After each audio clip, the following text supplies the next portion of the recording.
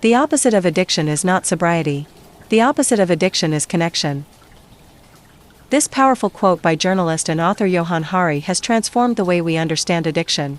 No longer just a matter of chemical dependence, addiction is now increasingly seen as a response to disconnection, isolation, and emotional pain. But what if this idea could also help us understand something beyond substances, like toxic relationships? What if we saw a narcissistic relationship not just as emotional abuse, but as a form of psychological addiction, and the healing process as a journey not of abstinence alone, but of reconnection?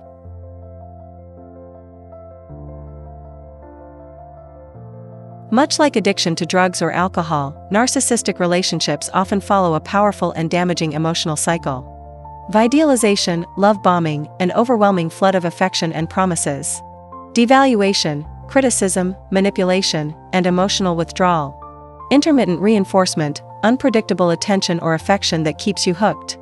Trauma bonding, a deep psychological entanglement that mimics addiction. Just like a drug, the narcissist provides moments of intense emotional high, followed by crushing lows. The uncertainty and chaos release stress hormones and dopamine in the brain, creating a chemical loop of dependency. The result? You know it's harmful, but you feel unable to leave. You feel addicted to the person who's hurting you.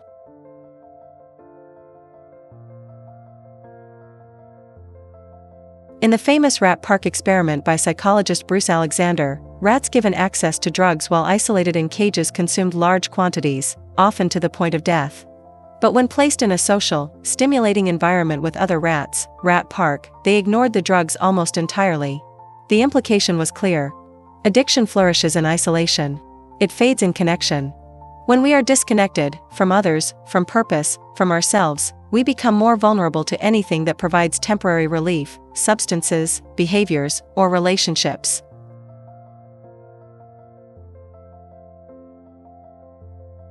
Leaving the narcissist is just the first step. Like quitting a drug, it creates a void, a raw, open space. To truly recover, we need to fill that space with healthy, meaningful connections, both with ourselves and others. Here are important, evidence-based, connection-centered therapeutic approaches that support long-term healing.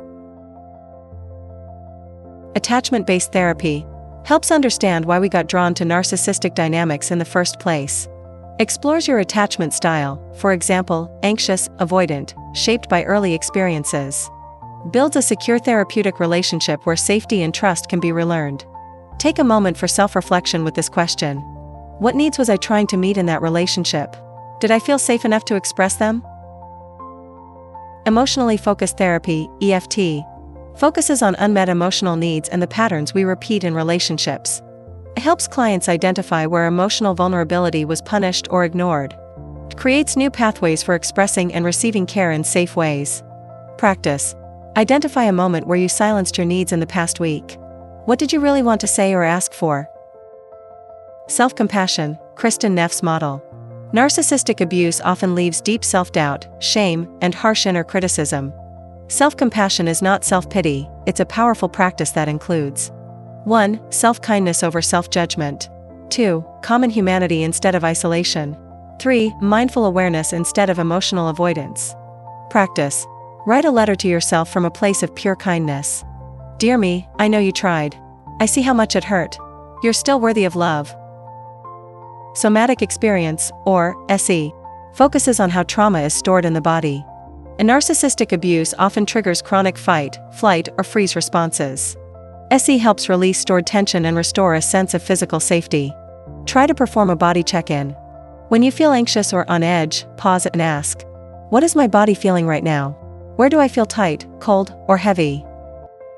Dialectical behavior therapy, or DBT, offers tools for emotional regulation and grounding, especially useful for survivors of emotional chaos. Teaches how to tolerate distress without impulsive reactions. Builds the ability to live with both acceptance and the desire for change. Tool, the stop skill. S. Stop. T. Take a breath. O. Observe what's happening. P. Proceed with intention. Building connection. Your healing is in relationships. Healing from narcissistic abuse isn't about being strong alone, it's about building a new relational world where you can be vulnerable and safe at the same time. Practical steps. Join a support group or group therapy with survivors. Reconnect with old friends, those who bring peace, not drama. Start slow. Healthy relationships feel stable, not intense. Seek consistent, mutual care, not one-sided emotional labor. From survival to thriving.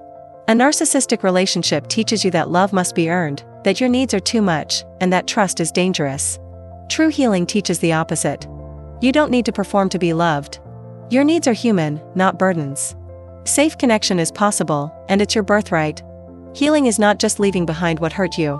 It's learning how to move toward what nourishes you. You are not the pain you went through. You are the strength that carried you through it. Healing from narcissistic abuse is not just about surviving, it's about reclaiming your voice, rebuilding your trust in yourself, and creating a life rooted in truth and self-worth. You deserve love that doesn't hurt, silence, or manipulate you, but love that sees you, hears you, and honors you. Every step you take away from that pain is a step toward freedom. You're not alone, and you're not broken, you're becoming whole. There is life after this. There is joy, safety, connection, and peace. The future waiting for you is brighter than anything you've left behind. Keep going, you're the author of your healing, and your story is only just beginning.